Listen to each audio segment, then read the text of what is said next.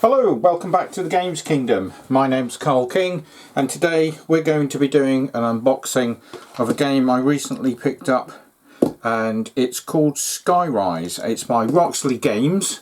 They did things like Brass Lancashire and Brass Birmingham, and this is the collector's edition of SKYRISE. So this is the sort of blinged out version with the sort of upgraded buildings. So these are the sort of resiny plastic looking buildings rather than the wooden shapes that you got in the retail version. So as I say, this is a bit of a sort of a blinged up version, so it's got some nice islands and some bits and pieces that we'll show you. We'll have a look through the rule book and things, as well as obviously things like the boards and the pieces. So let's have a quick look at the back so we can show you. That's the sort of game in action, as it were. So as you can see, they're quite nice. They're all sort of 3D'd up, the islands and everything.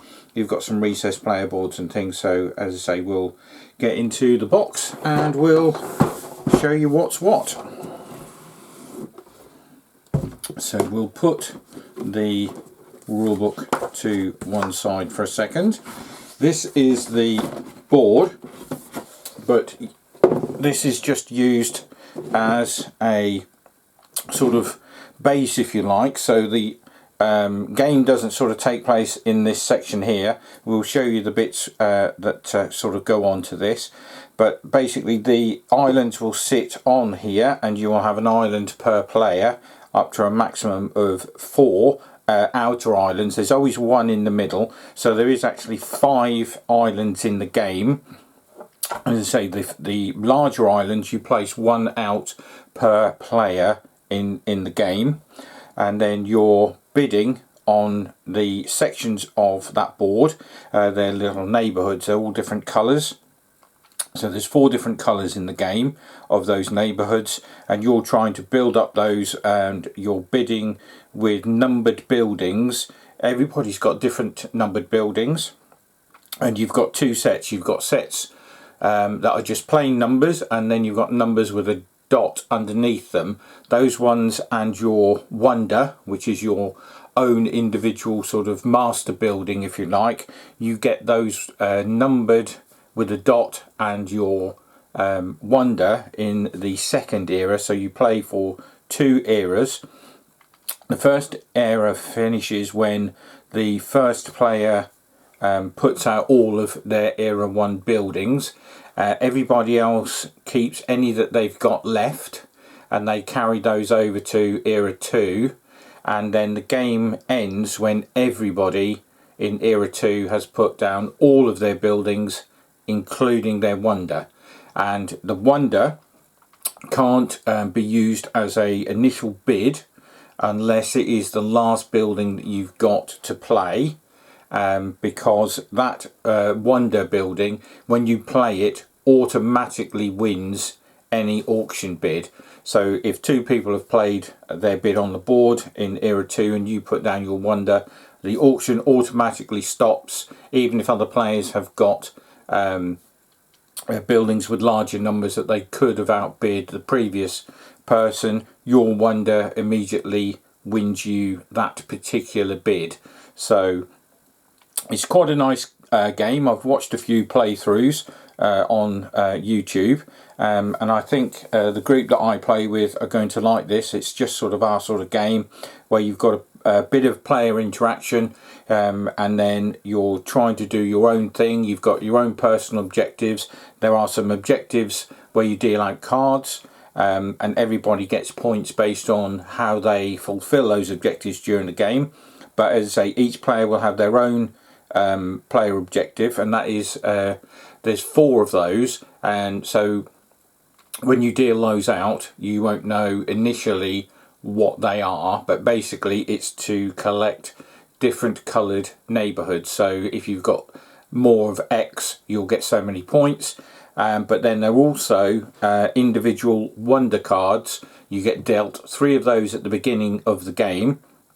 You keep those until era 2 starts, and then you choose one of those 3, and that is going to be your wonder special rule. So by the time you get to Era 2, you'll have an idea of which of those 3 cards that you have been randomly dealt at the beginning of the game are potentially going to help you score more points. And then obviously the board is numbered up to 99. You can obviously go round, but yeah, you're basically trying to win victory points. Now sometimes you'll get automatic victory points at the time during the game, and others you'll score those at the end of each era. So the end of Era 1 and the end of Era 2, you'll do that sort of scoring phase, and then you will then find out who's won. So that is the board. We may have another quick look at that later when I get the islands out of the box, but we'll see. So these are the nice, as you can see here, recessed player boards. They are double-sided, so they aren't really sort of anything other than just different characters. They don't have any sort of asymmetric powers or anything. They're just there for whether you want to use the front or the back. So you've got 2 there and another 2 here, so there's 8 different potential characters you can be, but they all will be a specific colour that you play. Then you've got this nice sort of tray here to keep everything in, but these are a nice little touch, as I say, because this is a collector's edition. And then here we get into the meat of the game. So as you can see here, these are all of the different numbered buildings, and this is what I was meaning about the buildings having numbers and then numbers with a dot. So that one would be an Era 1 building, and this is one of your Era 2 buildings that you get out and use at that point when Era 2 is going to start. They're all different sizes. So you've got large buildings, you've got medium buildings, and you've got small buildings. And they will go out onto the board in these sort of coloured sections as you potentially win your bids. And basically what happens is somebody will put a bid out on one of these islands, and more than likely, unless somebody desperately wants to win it, they will start with a fairly sort of low number.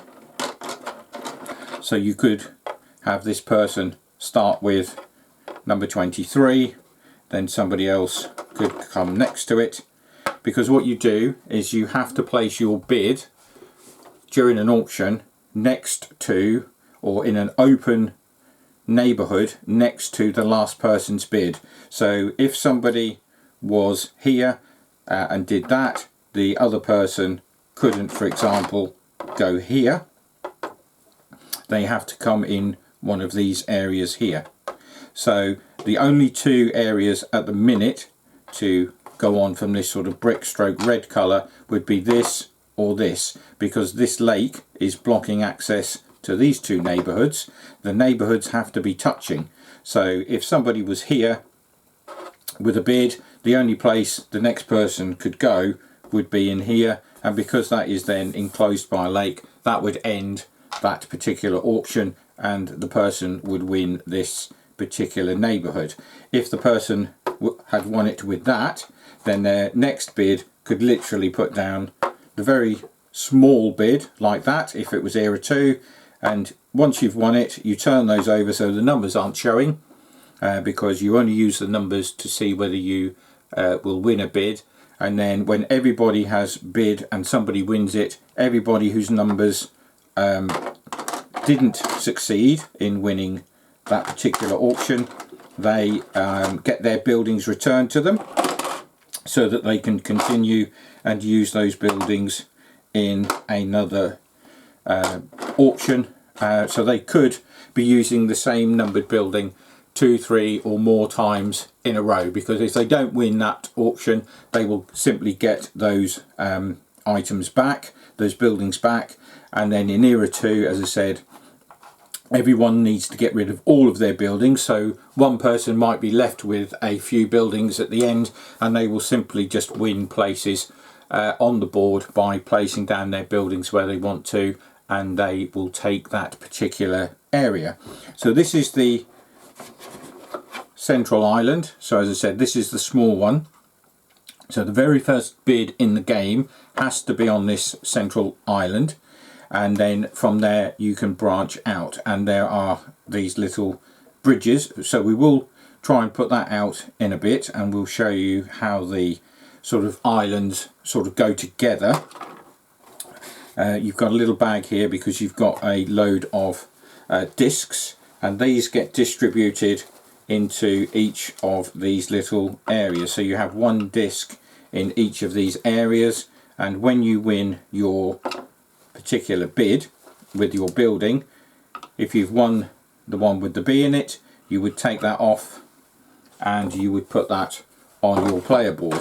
So numbers, +1 numbers, and wilds and letters go into here, and all of these go into their respective little slots here. And then at the end of the game, as you see here, these are the 4 colours in the game. So these represent the 4 colours of the neighbourhoods, and as you build up and win those neighbourhoods, each of your neighbourhoods at the end of the game, if you've filled this up to here and you've got 4 yellow neighbourhoods that your bids have won during the game, each of those is going to score you 6 additional points at the game's end. So you would get 24 points. If however you fill this up completely, you will see that it drops down from 6 back to 4. Now that seems a bit strange, but there is method in that, because if you fill this up and you get another one of these tokens, that token sits in here as well. All of your districts would still be worth 4 because you've filled these in, but any spare discs that you've got on here are worth 10 additional points each. So they are quite valuable. So you could do a strategy where you think, I'm going to try and collect a lot of yellow areas, and your card might also be to do with collecting yellow neighbourhoods, so you would score more points for that on your personal objective card. But everything that sits on this board will also score you additional points as well. So as I say, every single neighbourhood will have one of these little discs, and they're all in this bag. And then obviously, depending on player count, you may or may not use all of those in your games. So any that you don't would go back into the bag. These are each individual person's wonders, so they are quite nice little buildings. Although they're not classed as a building in the game, they're classed as a structure. So at the end of each era, you score points on who's controlling the islands, and you work that out by counting how many large buildings, medium buildings and small buildings you've got. If one person has got one large building and nobody else has got one on that particular island, then they win that particular island's 5-point bonus.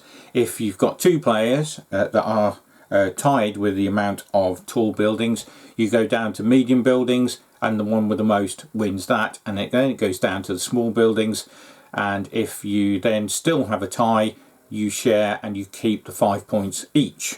So these buildings are quite, as I say, they're quite nice little additions to the game, but they're classed as a structure rather than a building. Although there is one of the wonder cards that also says that your wonder is classed as a tall building for scoring purposes, but that's just one of them. Most of the time they don't actually class as a building. So as I say, these are the 4 islands that you get, and these go out depending on your game. So you've got also some other things in the game. So you've got some cards here that you will use in the game. There are some extra point tokens that you will also score, but most of the time your scoring is going to be done through cards,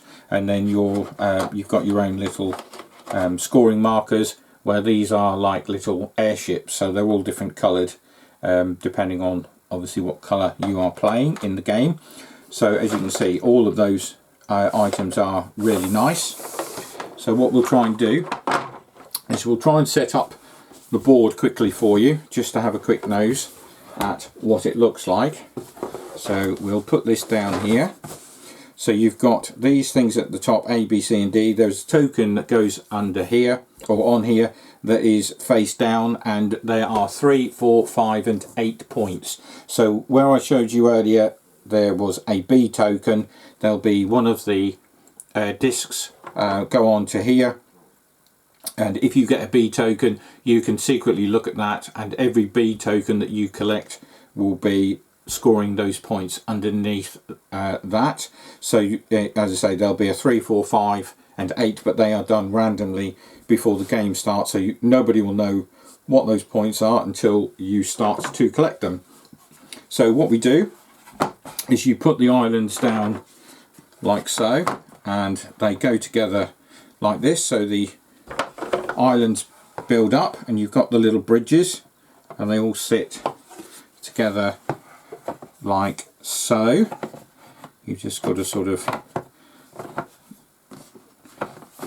move them around a little bit to get them to go together, and then the central island sits in the middle here, so they can go in sort of pretty much any way. You've just got to sort of jiggle it around, as I say, a little bit. There are little pegs on them, and you just sort of push that all together and that holds everything together. So that's how the game sort of starts.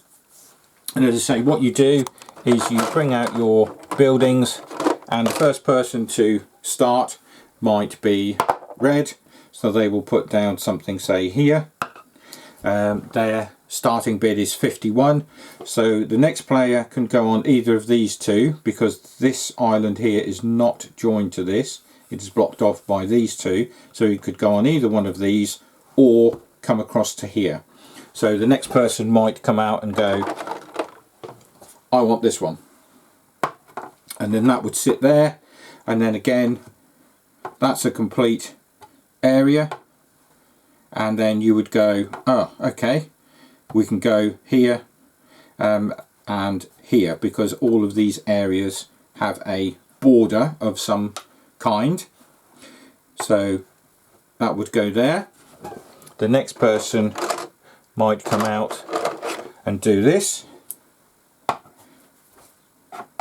So the only place they can go now is this white one, because these blimps or airships that you can see from the aerial view, if they are here like this, it is blocking off the touching sides or any part of the touching sides of a neighbourhood.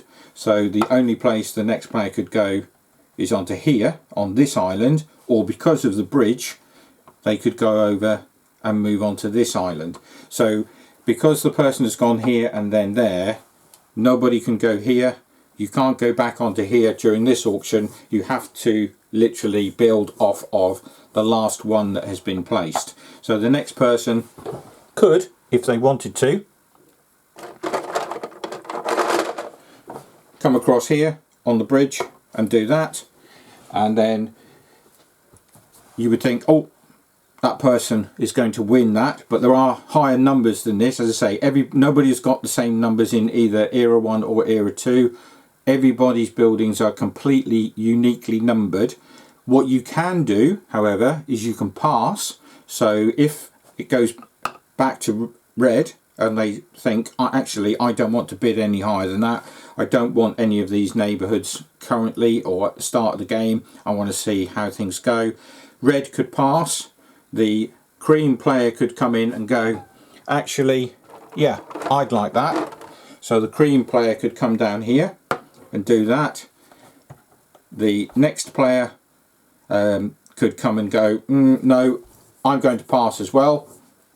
Then comes back to this player and they go, yeah, I'm going to pass. And once enough players have passed that the only person left is the person with the highest bid, as I say, they win that bid and everybody gets their buildings back. This is flipped over and that person wins that particular neighbourhood, they take the disc off here, they put it onto their board, and then that person who's just won the bid starts the next auction. Now, where they start the next auction from is any building, or next to any building on the board. So it could be over here in any of these islands, doesn't have to be off here, or any free space on the central island. And that's what you do for every single bid until the end of the game. So once you start to build up, the board's going to look quite full with these buildings. They're all going to be coloured out there. It's going to look really, really nice out on the board once you start to build this up. So I think this is a sort of game that will be better played and looks better the more people you get to play. So it's a maximum of 4. There's no solo rules for it as yet, unless there are some fan-made ones. There's no official rules for it. But I think this is going to be a really nice looking game once you start to get all of the buildings out onto the board. You're going to have different cards that will give you different bonuses and different points at the end of each era. So you're going to be looking to potentially get lines of 3 of a certain colour, your colour, on an island. So when they do that, that means that they've all got to be on this island, and they have to be in 3 consecutive areas. You can't have one here and then one across from you on a bridge or back onto this island. It has to be on the same island, but that's only one of the scoring cards. There are quite a lot of different scoring cards in the game, as I said, so there are different strategies depending on what those cards that come out to say. These are your end of era scoring points and how you get them, but the island scoring card will always be available, and as I say, that is done by whoever's got the most on either of or any of these 5 islands. So if just one person has bid up here at the end of era 1, and that's a building of any size, if there was only one person, they would win that island. But if 2 people had a large building on here, if that person had that building there, then the cream player would win that island and score an extra 5 points.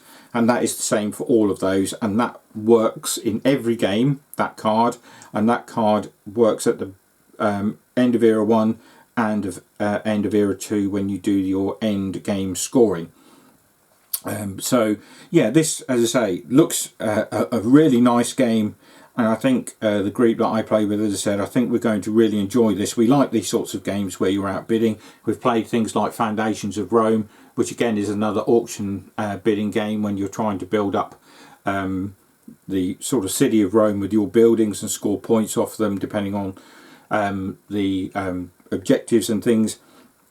This is very similar to that. This is a re-implementation of a game called Metropolis, apparently. I didn't or haven't played that, but I saw this. I missed the Kickstarter. Saw this advertised. Somebody was selling this on one of the Facebook sites, so I picked this up at a very, very good price based on what it was going for as a Kickstarter. So what we'll do, we'll put these off to one side very quickly, and we'll show you a very quick glance at the rulebook. Now, the rulebook isn't very big at all, so you've got obviously an overview of all the bits that you get, and basically that's it. There aren't that many components in the game, but you don't need them to be a lot.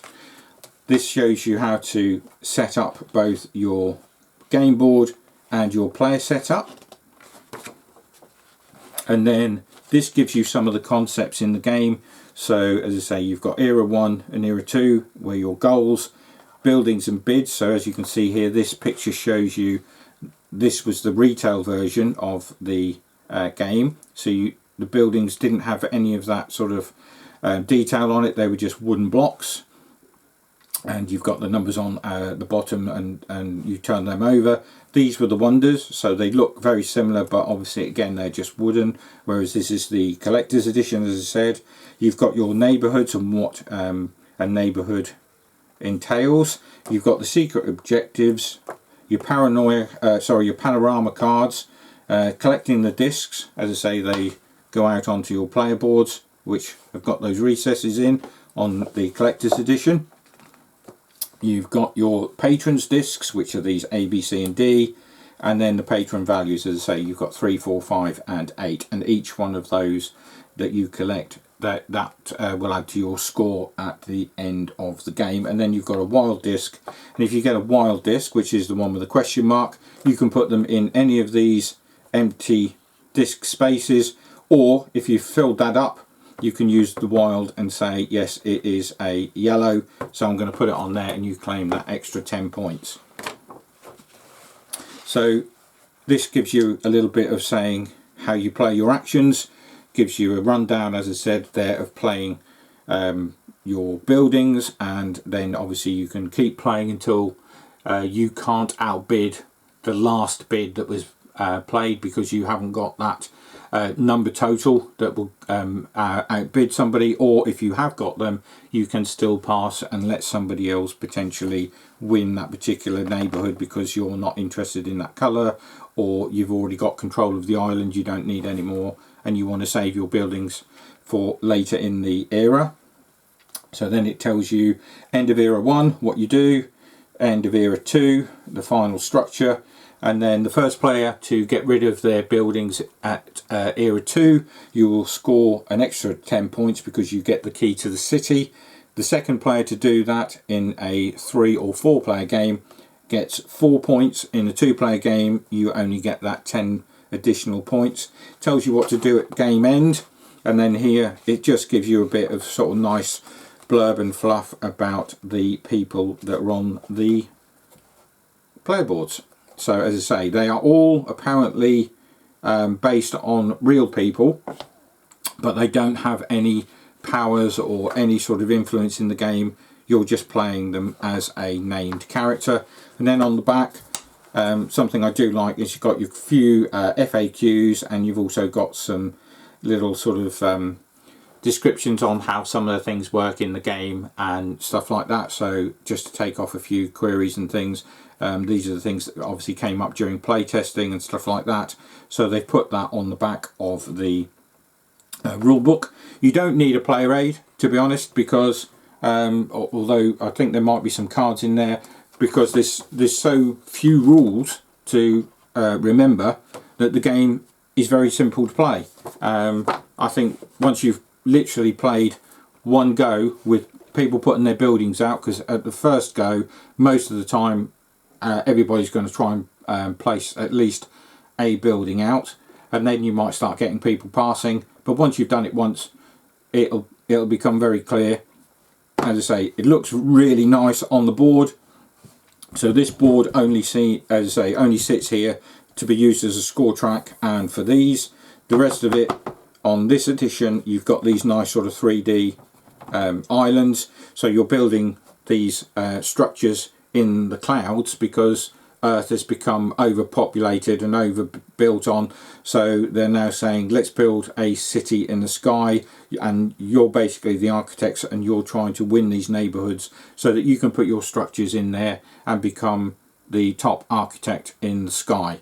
So you're basically building a city in the clouds. And yeah, I think this is going to be a really fun game to play.